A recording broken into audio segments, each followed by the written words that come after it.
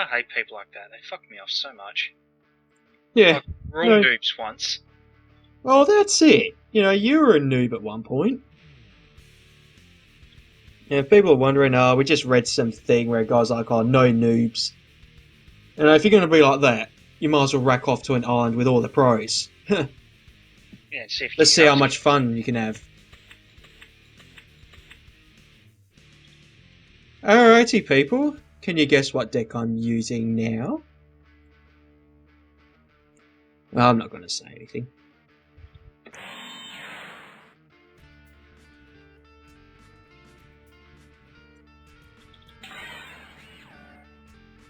Is this Rex again? No. It's a bit odd.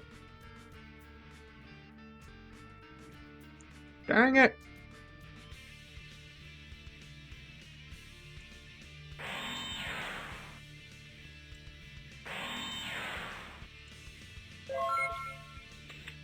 Good start. Huh.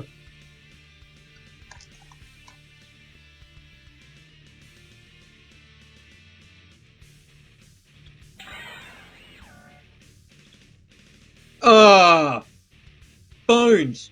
Yep.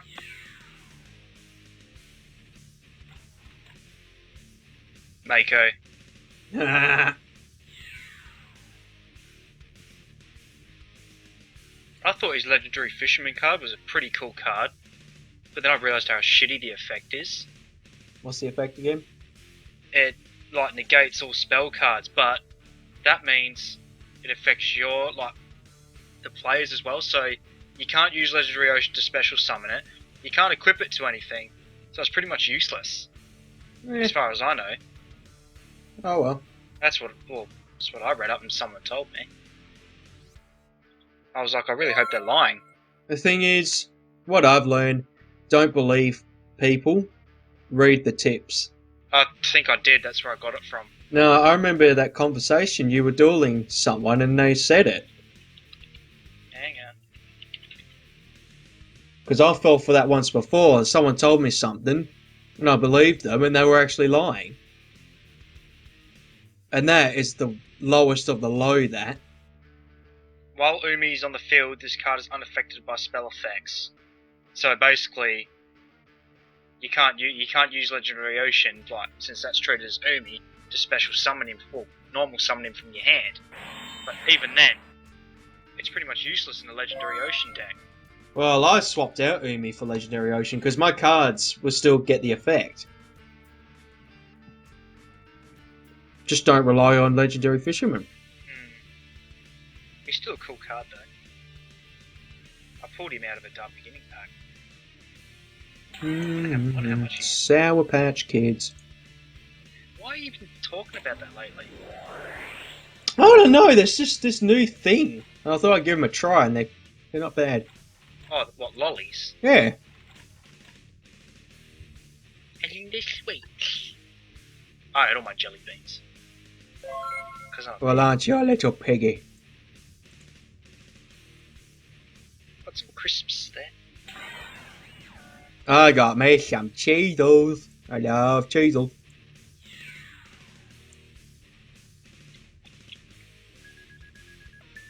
When I was playing Dawn of Destiny, this card saved my life so many times that it's unbelievable. They should make, if they made a hollow or a shiny version of this card, I would buy the shit out of it.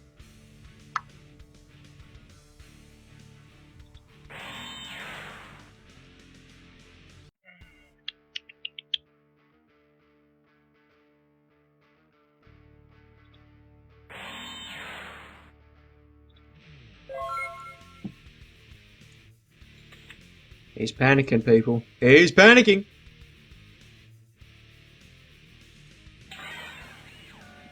Whoops. I meant to do that. I was about to say. I meant to do that. He was a good card. I had him in a Dawn of Destiny. That was a surprisingly enjoyable game. I just heard that you had to. Story. Well, it's more. I use that game as my training because it was the most accurate game for Yu-Gi-Oh at the time. It's not. sort of is. The Legendary Ocean effect says 2 levels. In real life, it's 1 level. Yeah, well, if you're an idiot if you did that. I was an idiot. But it was basically... I never understood standby phase and all that, and that was the game that actually taught me. And like cards like Mystical Space Typhoon, I was always using it as a negate. Like, people, you can laugh all you want, I'm going to admit it. I was always using Mystical Space Typhoon. This was before I was like good at the game. I was starting off.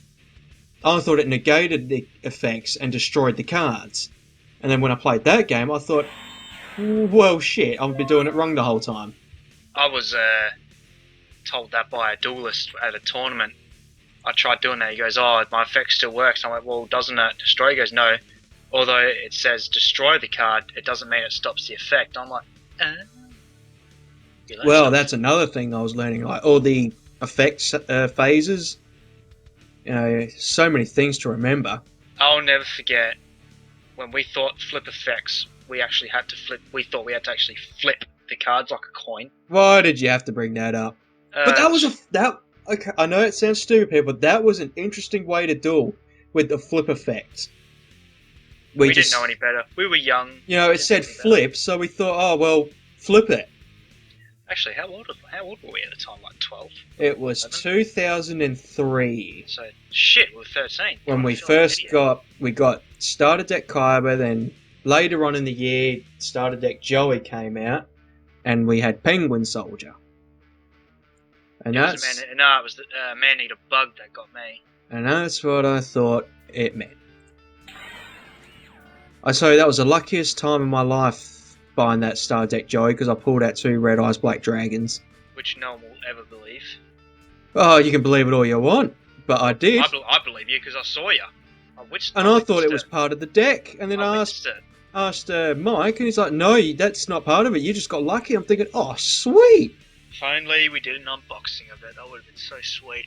That's the luckiest I'll ever get. And I was stoked. I still got the cards. I got them safely in my folder. I've still got the first Yugi deck. It's a bit beat up though. I am spewing. I spent $100 on a Starter Deck Kyber, and the guy couldn't even package it properly. I was going to frame it. You know, have all the original decks, then Starter Deck Evolution. But no, that's not going to happen now because they're bloody so expensive and people don't treat them with care. I'll never forget I had that made over. Like, it was it's going to sound gay, a sleepover. Oh, a sleepover! And, let's say fuck it, we'll just say sleepover. Buddy night. Yeah, buddy night, let's do it that way. And we had all those people come up, and we're playing Yu-Gi-Oh! And I've got really scratchy hands. Itchy hands. I was going to say the grammar's a bit off. Itchy, not scratchy. Itchy, scratchy, in my pants. And, I let someone use my Pegasus deck, and I was like, please be careful, because, I don't want you wrecking them. So what's the next thing he does? He holds them in his hand, but he goes to read an effect on my card, so then he puts his hand on the ground, bends the cards in half. And I was like, the fuck did I just say, dude? You bastard! You freaking... I told you like 2 seconds and you wrecked them, so I was a little bit upset about that. Because it was the time where the Pegasus deck was really rare to get then. Like, I mean, you can still get him on eBay now, but... Oh, you want to know how much it's bloody worth? At least 70. 60 if you're lucky. I'm still missing that card. It's an incomplete deck now. I don't know where I put the card. Well, I've got one in my cupboard, unopened, sealed. I'll sell it to you if you want. Yeah. I've got a sealed Joey and a Pegasus, first edition, I think. I'm thinking of getting a sealed Dark Magician and Jinzo tin, because they were the first tins I ever got. That was the Christmas of 03. That was a good Christmas there. That was the big time of Yu-Gi-Oh! That one. I remember my favourite 2 cards at Christmas was XYZ Dragon Cannon and Blue Eyes White Dragon, because that was the tins I got them in. Good times. Oh, Yu-Gi-Oh! Memories. It was so much simpler back then. Back when there wasn't those XYZs and synchros. And then Sacred Cards came out, and I was so bloody, what's the word? Hyped. Well, not hype, playing it. It was so much fun. Even though the rules and that were a bit, well, when I say a bit, Stupid. way off, it was such a fun game.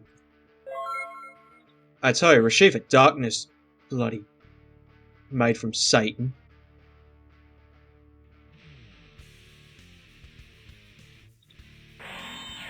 I mean, how hard did they want to make that bloody game?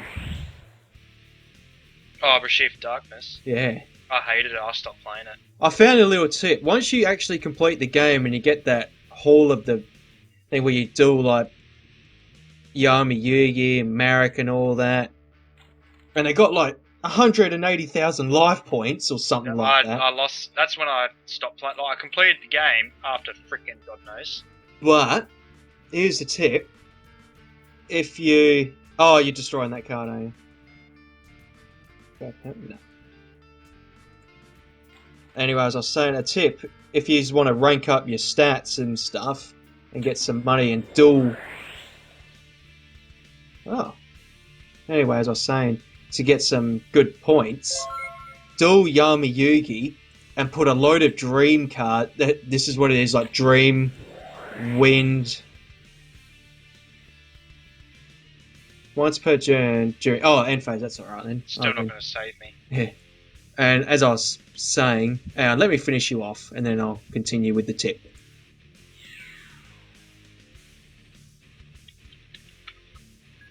Oh yeah, make a Tsunami for the win. And admit that. There we go. So anyway, as I was saying, a tip: if you have completed it, and if you have, good on you, pat on the back, because that game is ridiculously bullshit hard. If you go to the Hall of Eternity, whatever it's called, and you face Yami Yugi, put a load of Dream cards in your deck, and then a few Darks, because all of Yugi's cards are Dark monsters, and then he's got the occasional Light monster.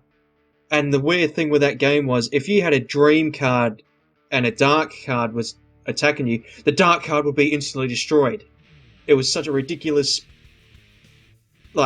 tactic, but if you wanted to get good points and dueling tough people, put a load of Dream cards in your deck and a couple of Darks, and you will beat Yugi every time. And there would be the occasional time you might lose, because he will use all his Swords of Revealing Lights and pull out his Slifer.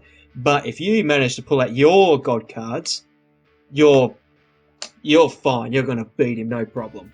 That is my tip to you for Rashiva Darkness.